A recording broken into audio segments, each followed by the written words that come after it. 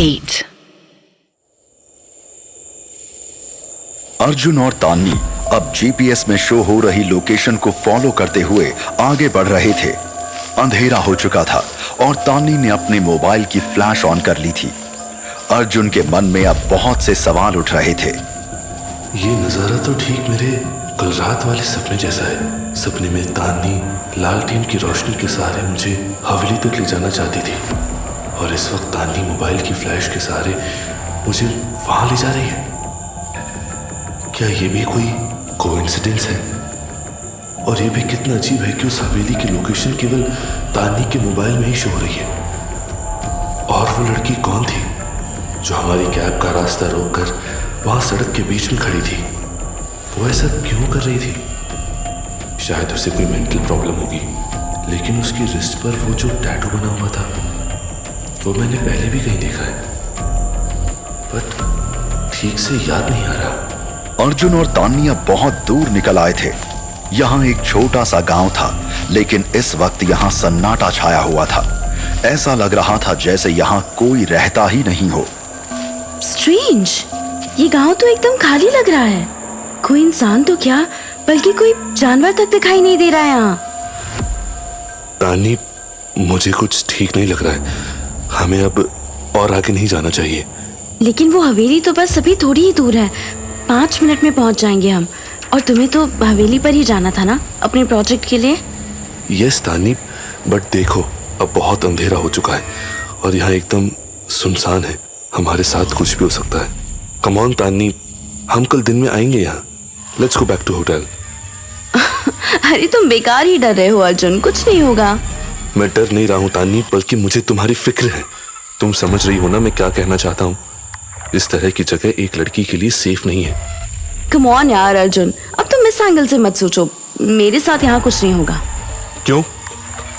तुम्हें अपने पर इतना कॉन्फिडेंस कैसे है? और मैं तो यहाँ अपने प्रोजेक्ट के लिए आया हूँ, बट तुम उस हवेली में इतना इंटरेस्ट क्यों ले रही हो? Just tell me now. Tanni अब खामोश हो गई। ये देखकर अर्जुन को रियलाइज हुआ और वो अपने गुस्से पर कंट्रोल करने लगा। आई एम सॉरी यार तान्नी, मुझे तुम पर ऐसे चिल्लाना नहीं चाहिए था, बट मैं क्या करूं? मैं मेंटली बहुत डिस्टर्ब हूं एंड मुझे ये पता है कि तुम यहाँ अपने न्यूज़ चैनल के काम से नहीं आई हो। तुमने मुझसे झूठ बोला था। तुम्हारे लैपटॉप में उस हवेली की पिक देख चुका हूं मैं। यानी मेरी तरह तुम भी मेरे उस डरावने सपने की मिस्ट्री रिवील करना चाहती थी। मैं बस तुम्हें हमेशा खुश देखना चाहती हूँ अर्जुन। और तुमने भी तो मुझसे ये झूठ बोला कि तुम अपनी प्रोजेक्ट के लिए यहाँ जा रहे हो। लुक अर्जुन, मैं तुमसे बहुत प्यार करती हूँ और एक पल के लिए भी तुमसे दूर नहीं रह सकती। अगर तुम्हारे सपनों का कोई कनेक्शन उस हवेली से है तो हम दोनों साथ मिलकर उसे रिवील करेंगे अर्जुन। लेकिन मैं तुम्हें वहाँ अकेले नहीं जाने दूंगी। ना come on and let's take out this truth together. Tanni का ये कॉन्फिडेंस और अपने लिए इतना गहरा प्यार देखकर अर्जुन अब कुछ नहीं कह सका और वो दोनों एक बार फिर हवेली की ओर चल दिए। तभी अर्जुन को ऐसा लगा जैसे कोई बहुत देर से उनके पीछे पीछे चल रहा है। वो रुका और उसने एकदम से पीछे मुड़कर देखा, लेकिन उसे वहां कोई नहीं दिखाई दिया। शायद मुझे कोई धोखा हुआ है। थोड़ी ही देर में वो दोनों उस हवेली तक पहुंच गए और तभी तान्नी के फोन के जीपीएस में से एक बार फिर उस हवेली की लोकेशन डिसअपीयर हो गई। लेकिन अर्जुन या तान्नी में से किसी ने भी इसे नोटिस नहीं किया था। अर्जुन ने भी अब अपने मोबाइल की फ्लैश ऑन कर ली थी और वो बहुत गौर से उस हवेली को देखने लगा। ये हवेली तो एकदम खंडर हो चुकी है, बट इजंट इट स्ट्रेंज कि इसका दरवाजा अभी भी बहुत मजबूत है और इस पर बहुत बड़ा ताला लगा हुआ है। अब हम अंदर कैसे जाएंगे? We must break it. अंदर घुसने का एक ही रास्ता है, ताला तोड़ना होगा हमें। अर्जुन ने एक बड़ा सा पत्थर उठाया और वो अभी ताला तोड़ने ही वाला था कि अचानक वहां कुछ आवाजें सुनाई दी। इस आवाज को सुनकर अर्जुन और तान्नी ने पीछे मुड़कर देखा तो वो दोनों बुरी तरह डर गए, क्योंकि उनके सामने भेड़ियों का एक झुंड खड़ा हुआ था जो उन्हें देखकर गुर्रा रहा था। तान्नी, बी स्टिल, बिल्कुल हिलना मत, वरना ये अटैक कर देंगे हम पर। अर्जुन और तान्नी अब धीरे धीरे पीछे हटने लगे, लेकिन भेड़ियों ने उन्हें चारों तरफ से घेर लिया। अर्जुन अब बहुत डर गया था। उसके हाथ में अभी भी वो पत्थर था। तभी एक भेड़िया तान्नी की ओर बढ़ने लगा। ये देखकर अर्जुन ने वो पत्थर भेड़िए पर फेंका। तान्नी बचाओ! तभी सारे भेड़िए एक साथ अर्जुन और तान्नी पर अटैक करने के लिए झपटे, मगर तभी वहां एक जलती हुई मशाल आकर गिरी। उसे देखकर सारे भेड़िए वहां से फौरन भाग गए। अर्जुन और तान्नी ने देखा कि थोड़ी दूर पर एक लड़की खड़ी हुई थी जो सफेद साड़ी पहने हुई थी और जिसका चेहरा उसके लंबे घुंघराले बालों से ढका हुआ था। बस उसकी आंखें ही नजर आ रही थीं। तान्नी, ये तो वही लड़की है जो वहां सड़क पर खड़ी हुई थी और इसने उन भेड़ियों को यहां से भगाने के लिए वो जलती मशाल फेंकी है। तभी वो लड़की आगे बढ़ी और जलती मशाल को उठाकर वहां से जाने लगी। रुको, कौन हो तुम? मैं चीनी हूँ, वहाँ गांव में रहती हूँ। तुम लोग यहाँ से चले जाओ वरना वो भेड़िए फिर से आ जाएंगे। वे सब पीछे जंगल में रहते हैं। चीनी अब तेज कदमों से चलती हुई गांव की ओर जाने लगी। अर्जुन और तान्नी भी फौरन उसके पीछे पीछे आने लगे। सुनो चीनी, थैंक यू वेरी मच। अगर तुम नहीं होती तो वो भेड़िए हमें मार डालते, लेकिन अभी अभी हम तुम्हारे गांव की ओर से ही आ रहे हैं। वहां तो कोई नहीं रहता, पूरा गांव एकदम खाली है। रहते हैं, लेकिन अंधेरा होने के बाद कोई घर से बाहर नहीं निकलता। लेकिन क्यों? गांव वाले ऐसा क्यों करते हैं? मुझे नहीं पता, बरसों से हमारे गांव का यही नियम है। चीनी नाम की उस लड़की की बातें अर्जुन और तान्नी को बहुत अजीब लग रही थी। खुद चीनी भी बहुत मिस्टीरियस लग रही थी उन्हें। अच्छा चीनी, वो जो हवेली है वो किसकी है? नहीं, थी राय चौधरी खानदान की पुश्तैनी हवेली, लेकिन अब बरसों से बंद है। तो क्या उस खानदान का कोई वारिस नहीं है यहाँ? है, लेकिन वो कहाँ रहते हैं मुझे नहीं पता। यहाँ कोई नहीं आता। तो फिर उस हवेली पर वो ताला किसने लगाया? उसकी चाबी किसके पास है? मुझे नहीं पता। वो ताला बरसों से ऐसे ही लगा हुआ है। आज तक उसे किसी ने भी खोलने की कोशिश नहीं की है। ये कहते हुए चीनी एकदम से रुक गई और फिर वो अर्जुन को देखने लगी। चीनी के चेहरे पर बिखरे हुए बाल अब थोड़े हट गए और मशाल की रोशनी में उसका चेहरा अब साफ साफ दिखाई दे रहा था। चीनी बहुत खूबसूरत थी, लेकिन उसकी आंखों में कुछ ऐसा था कि अर्जुन उसे बस देखता ही रह गया। तान्नी ने इसे नोटिस किया और उसे कुछ अनईजी सा फील होने लगा। उसने अब चीनी और अर्जुन को डिस्ट्रैक्ट करने की कोशिश की। सुनो चीनी, तुमने तो कहा था कि तुम्हारे गांव में रात में कोई बाहर नहीं निकलता और कोई रोशनी भी नहीं होती, लेकिन तुम तो एक जलती हुई मशाल लेकर यहाँ घूम रही हो। तान्नी के इस सवाल पर अर्जुन एकदम से डिस्ट्रैक्ट हो गया। उसे ऐसा लगा था जैसे वो कुछ देर के लिए हिप्नोटाइज हो गया था, जबकि चीनी अब तान्नी को घूरने लगी थी। तुमने मेरी बात का जवाब नहीं दिया चीनी। शायद तुम्हें ये सवाल पसंद नहीं आया। अच्छा चलो छोड़ो, मेरे दूसरे सवाल का जवाब तो दे ही दो। तुम आज दिन में वहां सड़क पर क्यों खड़ी हुई थी? हमारी कैब का रास्ता क्यों रोका तुमने? क्या तुम नहीं चाहते कि हम उस हवेली तक जाएं? और उसके बाद हमारी कैब भी खराब हो गई। लेकिन चीनी अब इस तरह खामोश हो गई थी जैसे वो कुछ बोलना नहीं जानती हो, मगर वो लगातार तान्नी को घूर रही थी। अर्जुन को अब थोड़ा सा अजीब लगने लगा। Tanni, just leave it, we must go now. मुझे लड़की थोड़ी पागल लगती है। अर्जुन ने तान्नी का हाथ पकड़ा और फिर वो दोनों वहां से जाने लगे, लेकिन चीनी वहीं खड़ी रही और तब तक अर्जुन और तान्नी को देखती रही जब तक वो उसकी नजरों से ओझल नहीं हो गए।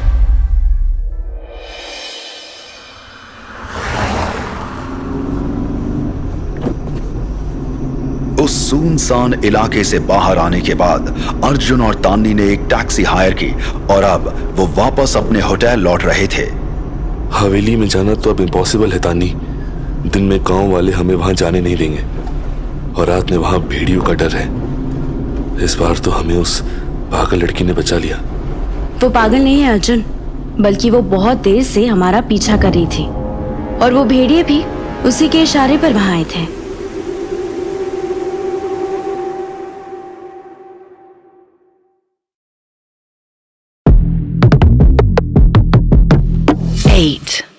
तान्नी की ये बात सुनकर अर्जुन थोड़ा शॉक्ड था। फिर वो इस पर सोचने लगा तानी की ये बात तो थोड़ी कन्विंसिंग लग रही है कि वो लड़की चीनी हमारा पीछा कर रही थी, क्योंकि जब मैं और तानी हवेली की तरफ जा रहे थे तो मुझे ऐसा लगा था जैसे कोई हमारे पीछे चल रहा है। लेकिन जब मैंने पीछे मुड़कर देखा तो वहां कोई नहीं था। लेकिन ये तो अनबिलीवेबल है कि वो भेड़िए उस लड़की के इशारे पर वहां आए थे। गांव की एक मामूली सी लड़की भेड़ियों को कंट्रोल कैसे कर सकती है? और तानी को ऐसा क्यों लग रहा है? अर्जुन इस बारे में तान्नी से और डिस्कशन करना चाहता था, लेकिन टैक्सी ड्राइवर के सामने ऐसा करना उसे ठीक नहीं लगा। वो अब चुपचाप टैक्सी के विंडो से बाहर देखने लगा। तभी तान्नी की नजर अर्जुन की रिस्ट पर चली गई और वो एकदम से चौंक उठी। अर्जुन, तुम्हारी रिस्ट पर ये स्कार कैसे आया? अर्जुन ने भी चौंक कर देखा। उसकी रिस्ट पर सचमुच एक स्कार था। ये निशान तो ताजा लगता है। कहीं ऐसा तो नहीं कि जब भेड़ियों ने हम पर अटैक किया था तो किसी भेड़िए का पंजा तुम्हारी रिस्ट पर लगा हो? We must see some doctor. यहाँ आसपास कोई छोटा मोटा क्लिनिक तो होगा? तान्नी अब थोड़ा घबरा गई थी और उसने ड्राइवर से पहले किसी क्लिनिक चलने को कहा।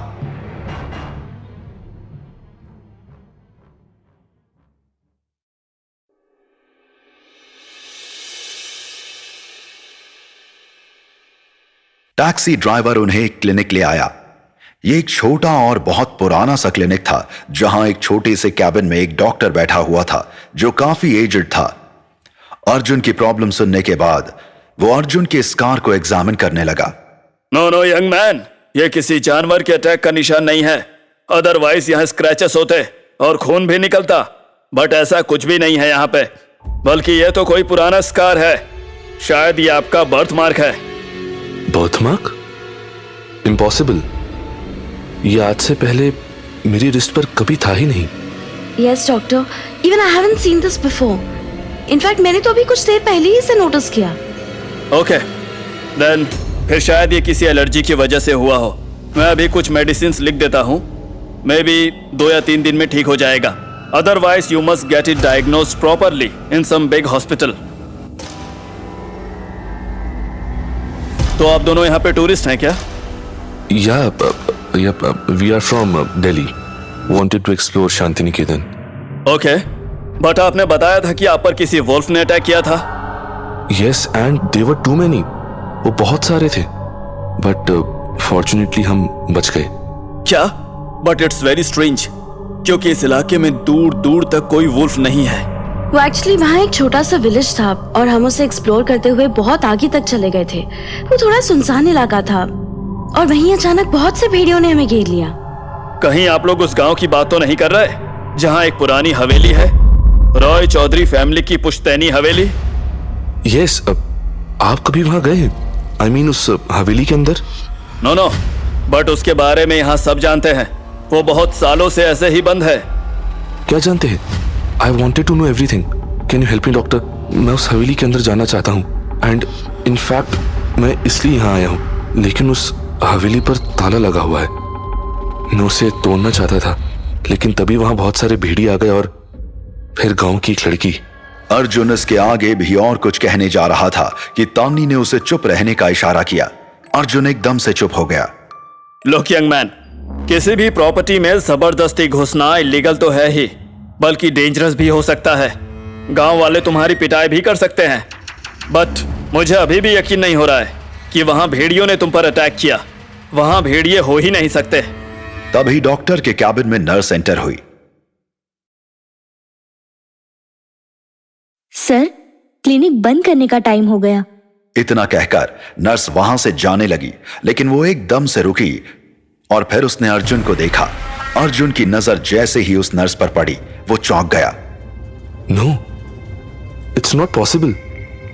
ये नर्स तो एकदम उस लड़की चीनी जैसी लग रही है।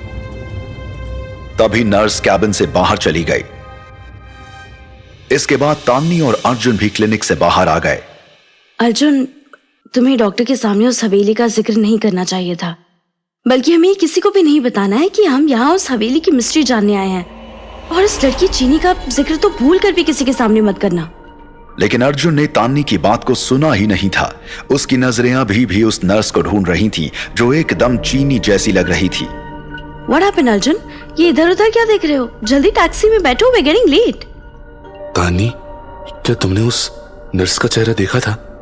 नहीं, मैंने नोटिस नहीं किया। क्यों, क्या बात है? नहीं, कुछ खास नहीं। मुझे कुछ अजीब सा लगा उसे देखकर। But anyway, let's go. Arjun को लगा था कि शायद उसे कोई वहम हुआ होगा, इसीलिए उसने तान्नी को यह नहीं बताया कि वो नर्स बिल्कुल चीनी जैसी दिख रही थी। लेकिन तान्नी समझ चुकी थी कि अर्जुन उससे कुछ छुपा रहा है। अर्जुन और तान्नी होटल आ गए। रिसेप्शनिस्ट से अपने रूम की की लेकर वो दोनों एलिवेटर की ओर जाने लगे। अचानक अर्जुन को कुछ अजीब सा महसूस हुआ। उसने पीछे मुड़कर देखा तो उसे रिसेप्शन पर एक लड़की दिखाई दी जो रिसेप्शनिस्ट से अपने रूम की की ले रही थी। लेकिन जैसे ही अर्जुन ने उसे देखा तो वो बस देखता ही रह गया। ओह माय गॉड, ये लड़की भी एकदम चीनी जैसी लग रही है। How is it possible? Hey Arjun, तुम उस लड़की को ऐसे घूर घूर कर क्या देख रहे हो? What happened? No no, nothing happened Tani. मुझे ऐसा लगा जैसे मैं उस लड़की को जानता हूं। बट ये मेरा वहम था। अर्जुन अब फौरन तान्नी के साथ एलिवेटर में घुस गया। अर्जुन ने फिर से तान्नी से यह छुपाया कि वो लड़की चीनी जैसी लग रही थी, क्योंकि अर्जुन को सब कुछ समझ आ गया था। ऐसा केवल मेरे साथ ही हो रहा है, वरना उस लड़की को देखकर तान्नी को भी हैरानी होती। मगर तान्नी तो एकदम नॉर्मल है, लेकिन ऐसा क्यों हो रहा है मेरे साथ? सडनली मुझे बहुत डिजीनेस फील हो रही है।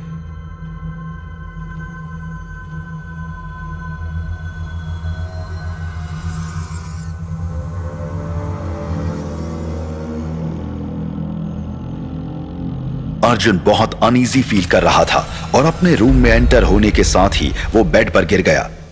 उसका सर बुरी तरह घूम रहा था और बॉडी टेम्परेचर बढ़ने लगा था। अर्जुन का पूरा शरीर कांपने लगा था। तान्नी ये देखकर घबरा गई। अर्जुन, अर्जुन, ये अचानक क्या हो गया है तुम्हें? आई डोंट नो तानी, आई एम फीलिंग डिजी। मुझे सब कुछ धुंधला दिखाई दे रहा है। मेरा पूरा शरीर जैसे अंदर से जल रहा है। Oh my God, अर्जुन, तुम्हें तो हाई फीवर है। You must take those medicines. तानी ने फौरन डॉक्टर की दी हुई पिल्स निकाली और अर्जुन को दे दी। थोड़ी देर में अर्जुन नॉर्मल होने लगा। फिर वो सो गया। रात के करीब 2 बज रहे थे। अर्जुन और तानी गहरी नींद में सो रहे थे। तभी कमरे में एक हल्की सी आवाज सुनाई दी। अर्जुन, अर्जुन। बार बार यह आवाज अर्जुन के कानों से टकरा रही थी। उसने एक झटके से अपनी आंखें खोली। कमरे में बहुत हल्की रोशनी थी। अर्जुन को वहां कोई दिखाई नहीं दिया। उसके बगल में तानिया भी बहुत गहरी नींद सो रही थी। अर्जुन। तभी वो आवाज फिर से आई। अर्जुन ने रूम की लाइट ऑन करने के लिए अपना हाथ स्विच की ओर बढ़ाया कि तभी उसे एक हल्की सी गुर्राहट जैसी आवाज सुनाई दी। अर्जुन का हाथ अपनी जगह पर ही रुक गया। उसने देखा कि उसके बेड के पास एक बड़ा सा भेड़िया खड़ा हुआ था, जिसकी आंखें अंधेरे में चमक रही थीं। अर्जुन बुरी तरह डर गया। उसने जोर से चीखने की कोशिश की, लेकिन उसकी आवाज ही नहीं निकली। उसका पूरा शरीर जैसे अपनी जगह जम गया था। वो अब अपनी जगह से हिल भी नहीं पा रहा था। तभी उसे अपनी आंखों के आगे एक सफेद साड़ी लहराती हुई नजर आई और फिर से उसे वहां चीनी दिखाई दी। चीनी उस भेड़िए के पास खड़ी थी और बहुत प्यार से उसे सहला रही थी। अर्जुन फटी फटी आंखों से उसे देख रहा था। तभी चीनी उसे देखकर मुस्कुराने लगी। अर्जुन, तुम मुझे भूल गए ना? लेकिन देखो, मैं तुम्हें नहीं भूली। और क्या तुम्हें मेरी कलाई पर बना हुआ ये निशान भी याद नहीं? ये तुमने ही तो बनाया था। मगर कोई बात नहीं, तुम्हें धीरे धीरे सब याद आ जाएगा, क्योंकि तुम्हारी कलाई पर भी ऐसा निशान उभरने लगा है। वो जल्दी ही बिल्कुल मेरी इस निशान जैसा हो जाएगा और उस दिन तुम हमेशा हमेशा के लिए मेरे हो जाओगे। अर्जुन जैसे किसी पत्थर के बुत की तरह हो चुका था। वो बस चीनी की आंखों में देखे जा रहा था और उसकी बातों को सुने जा रहा था। मैं जानती हूँ अर्जुन, तुम उस हवेली में जाना चाहते हो, अपने डरावने सपनों का राज जानना चाहते हो। तो मैं तुम्हें वहां ले चलूंगी, लेकिन ये तब तक नहीं हो सकता जब तक तुम्हारे बगल में सो रही ये लड़की तान्नी जिंदा है। ये एक बुरी आत्मा है अर्जुन, जो बहुत सालों से तुम्हारे साथ रह रही है। ये तुमसे अपना एक शैतानी मकसद पूरा करवाना चाहती है, इसीलिए तुम इसे मार डालो अर्जुन। इस वक्त इसकी जान ले लो। उठो अर्जुन, और ये लो तलवार, मार डालो तान्नी को। ये कहते हुए चीनी ने अपने पास से एक तलवार निकाली और अर्जुन की ओर बढ़ा दी।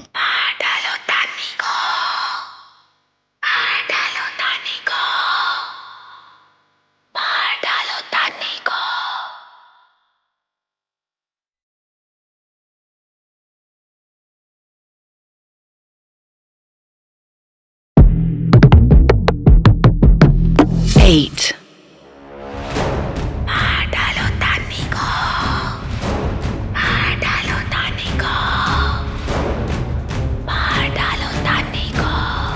अर्जुन के कानों में लगातार चीनी की आवाज गूंज रही थी। उसके हाथ में तलवार थी और दूसरे हाथ से वो अपने पास खड़े भेड़िए को सहला रही थी। अर्जुन अपनी सोचने समझने की ताकत जैसे खो चुका था। वो जैसे पूरी तरह से चीनी के वश में हो चुका था। उसने तलवार लेने के लिए चीनी की ओर अपना हाथ बढ़ा दिया, मगर तभी रूम की लाइट अचानक ऑन हो गई और अर्जुन के सामने खड़ी चीनी और वो भेड़िया गायब हो गए। अर्जुन चौंक कर इधर उधर देखने लगा। चीनी, चीनी, तुम कहाँ चली गई? चीनी, वापस मेरे पास आओ। अर्जुन, क्या हुआ तुम्हें? फिर से वही डरावना सपना देखा क्या तुमने? अर्जुन ने देखा कि तान्नी की आंख खुल चुकी थी। उसी ने रूम की लाइट ऑन की थी और वो बहुत वरिड लग रही थी। Arjun, what happened? तुम ऐसे क्यों बैठे हो? और तुम चीनी का नाम क्यों ले रहे थे? क्या तुमने उसे सपने में देखा? सपने में नहीं तान्नी, मैंने उसे सच में देखा। व्हाट? ये तुम क्या कह रहे हो अर्जुन? कहाँ देखा तुमने उसे? यहाँ इसी रूम में, ठीक मेरे सामने खड़ी हुई थी वो, और उसके साथ वो भेड़िया भी था। व्हाट? इट्स इम्पॉसिबल यार अर्जुन। तुम्हें जरूर कोई वहम हुआ है। तुम शायद अभी भी नींद में हो। Please wake up. ये लो, पानी पी लो। नो तान्नी, मैं नींद में नहीं हूँ और कोई वहम नहीं हुआ मुझे। मैं बिल्कुल सच कह रहा हूँ। चीनी अभी थोड़ी देर पहले यहाँ थी। उसने वैसी ही सफेद साड़ी पहन रखी थी। वो भेड़िया भी उसके साथ था, जिसे वो प्यार से सहला रही थी, और वो मुझसे बात भी कर रही थी। तान्नी, अर्जुन की ऐसी बहकी बहकी बातों को सुनकर तान्नी अब बहुत डर गई, जबकि अर्जुन भी अपने रूम में इधर उधर देख रहा था। वो बहुत रेस्टलेस लग रहा था। तभी तान्नी ने आगे बढ़कर उसे अपनी बाहों में ले लिया। अर्जुन प्लीज बी काम। ऐसी बातें मत करो यार, मुझे डर लग रहा है। ये सब तुम्हारे मन का वहम है। और फिर चीनी यहाँ कैसे आ सकती है? रूम की डोर और विंडोज तो सब अंदर से लॉक्ड है। यहाँ तुम्हारे और मेरे अलावा और कोई नहीं था, और ना ही कोई है। तान्नी की बाहों में आने के बाद अर्जुन धीरे धीरे नॉर्मल होने लगा। आई एम सॉरी तान्नी, पता नहीं मुझे क्या हो गया था। इट्स ओके अर्जुन, कभी कभी ऐसा होता है। कभी कभी जो चीजें हम सपने में देखते हैं ना, उसे हम सच मान लेते हैं। तुमने चीनी और उस भेड़िए को सपने में देखा था, जिसे तुमने सच समझ लिया। तुम ठीक कह रही हो तान्नी, ऐसा ही हुआ होगा, बट वो सब काफी रियल लग रहा था मुझे। जानते हो तुमने ये सपना क्यों देखा? क्योंकि कल चीनी के बारे में हमारी बात अधूरी रह गई थी, और जो बातें अधूरी रह जाती हैं वो हमारे सबकॉन्शियस माइंड में स्टोर हो जाती हैं, और फिर वही हमें सपने के रूप में दिखाई देते हैं। वाओ यार तान्नी, तुम तो एकदम किसी साइकेट्रिस्ट की तरह बात कर रही हो। बट यस, कल चीनी के बारे में तुमने कहा था कि जब हम उस हवेली की ओर जा रहे थे तो चीनी हमारा पीछा कर रही थी, और वहां वो भेड़िए भी उसके इशारे पर आए थे। अब उस वक्त टैक्सी ड्राइवर के सामने मैं तुमसे ये सब डिस्कस नहीं करना चाहता था, इसलिए हमारी बात अधूरी रह गई थी। मगर तुम्हारे सबकॉन्शियस माइंड में चीनी और भेड़िए वाली बात स्टोर हो गई थी, इसीलिए तुमने ऐसा सपना देखा। Yes, you are right. But अब मैं ये जानना चाहता हूँ कि तुमने चीनी के बारे में ऐसा क्यों कहा? वो तो गांव की रहने वाली एक मामूली सी लड़की है, फिर वो इतने सारे भेड़ियों को कैसे कंट्रोल कर सकती है? आई डोंट थिंक कि चीनी कोई मामूली लड़की है। उसमें कुछ तो खास है, शायद कोई पावर। पावर? कैसी पावर? शायद कोई पैरानॉर्मल पावर। जब हम चीनी से बात कर रहे थे तो मैंने ऐसा महसूस किया, उसकी आंखों में एक अजीब सी चमक मुझे दिखाई दी थी जो मैंने आज से पहले किसी इंसान की आंखों में नहीं देखी। ऐसी चमक तो किसी खूंखार जानवर की आंखों में दिखाई देती है। Really? But I didn't notice that. अच्छा, क्या तुम्हें याद है कि हमसे बात करते करते चीनी एकदम से तुम्हारी आंखों में देखने लगी और तुम कुछ सेकंड्स के लिए जैसे हिप्नोटाइज से हो गए थे और फिर मैंने तुम्हें डिस्ट्रैक्ट किया था? Yes, तानी, you are right. मुझे कुछ सेकंड्स के लिए ऐसा ही लगा था। यानी चीनी के अंदर कोई ऐसी पावर है जिससे वो किसी इंसान को हिप्नोटाइज कर सकती है। सिर्फ इंसान को नहीं बल्कि जंगली जानवर को भी, यानी भेड़ियों को भी। Oh my God, it's really unbelievable. But तानी, वो डॉक्टर तो ये कह रहा था कि उस इलाके में कोई भेड़िया है ही नहीं। ये जानने के लिए हमें फिर से उस गांव में जाना होगा, लेकिन रात में नहीं बल्कि दिन में। वैसे भी सुबह तो हो चुकी है, तो हमें ब्रेकफास्ट करके फौरन निकलना चाहिए। Yes, और क्या पता आज हमें उस हवेली में जाने का मौका भी मिल जाए। अर्जुन वॉशरूम में चला गया जबकि तानी फोन पर ब्रेकफास्ट ऑर्डर करने लगी। तभी तानी को रूम के विंडो के पास कुछ दिखाई दिया। उसने पास जाकर देखा तो वो चौंक गई। ये तो एक इयररिंग है, बड़ी मेरा नहीं है। फिर ये कहां से आया? खिड़की के पास पड़े उस इयररिंग को उठाकर तानी गौर से देखने लगी। अचानक उसे कुछ याद आने लगा। ये इयररिंग मैंने कहीं देखा है। ओह नो, ऐसे इयररिंग तो चीनी ने पहने हुए थे। यानी क्या चीनी सचमुच यहाँ आई थी? It's impossible. लेकिन तभी तानी को अचानक एक ऐसी चीज दिखाई दी जिसने उसे बुरी तरह डरा दिया। ओह माय गॉड, ये तो किसी जंगली जानवर के पंजे के निशान है, शायद किसी भेड़िए के। इसका मतलब अर्जुन ने जो देखा था वो सपना नहीं बल्कि सच था। चीनी सचमुच यहाँ थी और उसके साथ वो भेड़िया भी था। But how is it possible?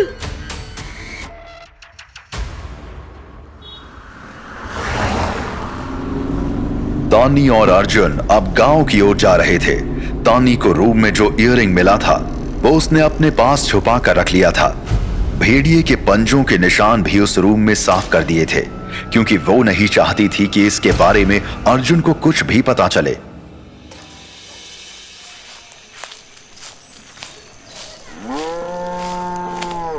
दिन का वक्त था तो गांव में बहुत से लोग दिखाई दे रहे थे। जहां अर्जुन हवेली जाने के लिए डेस्परेट था तो तानी की नजरें चीनी को तलाश कर रही थी। तभी कुछ गांव वाले उनके पास आए। रुकिए, कौन है आप लोग और यहाँ करने क्या आए हैं? किससे मिलना है आपको? जी, मिलना तो किसी से नहीं है। हम तो टूरिस्ट हैं, तो बस ऐसे ही घूम रहे हैं। वैसे हमने सुना है कि यहाँ एक 150 साल पुरानी हवेली है। हाँ है, लेकिन तुम्हें उस हवेली से क्या लेना देना? फौरन यहाँ से वापस चले जाओ। अरे जरा मेरी बात तो सुनिए। अरे कोई बात नहीं सुननी हमें, चलो जाओ यहाँ से।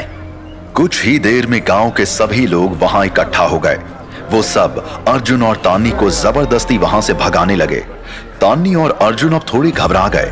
तभी वहां एक तेज आवाज सुनाई दी। उस आवाज को सुनकर सारे गांव वाले एकदम शांत हो गए। तानी और अर्जुन ने देखा कि वहां एक अधेड़ उम्र का आदमी खड़ा हुआ था। गांव वाले अब उस आदमी से तानी और अर्जुन के बारे में शिकायत करने लगे। देखिए मनीनाथ दादू, ये लोग जबरदस्ती हमारे गांव में घुस आए हैं और हवेली जाना चाहते हैं। मनीनाथ नाम के उस आदमी ने गांव वालों को शांत रहने का इशारा किया। फिर वो तानी और अर्जुन से पूछताछ करने लगा। सच सच बताओ, कौन हो तुम लोग और हवेली क्यों जाना चाहते हो? देखिए, मैं एक जर्नलिस्ट हूँ और दिल्ली से आई हूँ। मुझे अपनी न्यूज़ चैनल के लिए शांति निकेतन और आसपास की कुछ पुरानी इमारतों के बारे में एक स्टोरी कवर करनी है। किसी ने हमें बताया था कि यहाँ एक बहुत ही पुरानी हवेली है, तो हम इसीलिए यहाँ। ठीक है, मैं समझ गया। मैं इस गांव का मुखिया हूँ, मनीनाथ सरकार, और मैं उस हवेली का केयर टेकर भी हूँ। लेकिन तुम लोग वो हवेली केवल बाहर से ही देख सकते हो क्योंकि वो बरसों से बंद है। क्यों बंद है? अगर वो बरसों से बंद है तो फिर आप किस चीज की केयर करते हैं? मैं इस चीज की केयर करता हूँ कि कोई उस हवेली के अंदर ना घुस पाए। लेकिन आप तो उसके अंदर गए ही होंगे। नहीं, मैं तो क्या पिछले 100 सालों में भी कोई उसके अंदर नहीं गया। साल 1920 से वो हवेली ऐसे ही बंद पड़ी है और हमेशा ऐसे ही बंद रहेगी। ये सुनकर अर्जुन बहुत निराश हुआ, लेकिन तान्नी के दिमाग में एक आइडिया था। देखिए मनीदा, प्लीज बस आप एक बार हवेली का दरवाजा खोलकर हमें दिखा दीजिए। हम बस ये देखना चाहते हैं कि उसके अंदर ऐसी क्या खास बात है। मैं आपसे रिक्वेस्ट करती हूँ, प्लीज मना मत कीजिए। ये मेरी नौकरी का सवाल है, मैं बहुत दूर से आई हूँ। तान्नी के इतना रिक्वेस्ट करने पर मणिनाथ अब मन ही मन कुछ सोचने लगा था। देखो, हवेली को तो हरगिज नहीं खोला जा सकता है, लेकिन हाँ, हवेली के अंदर क्या है ये मैं तुम लोगों को जरूर दिखा सकता हूँ। तुम दोनों आओ मेरे साथ। मणिनाथ अब तान्नी और अर्जुन को लेकर हवेली की ओर चल दिया। अर्जुन बहुत एक्साइट हो रहा था। वो जल्द से जल्द ये देखना चाहता था कि आखिर ये हवेली अंदर से कैसी दिखती है। क्या ठीक वैसी ही जैसी उसने अपने डरावने सपने में देखी थी।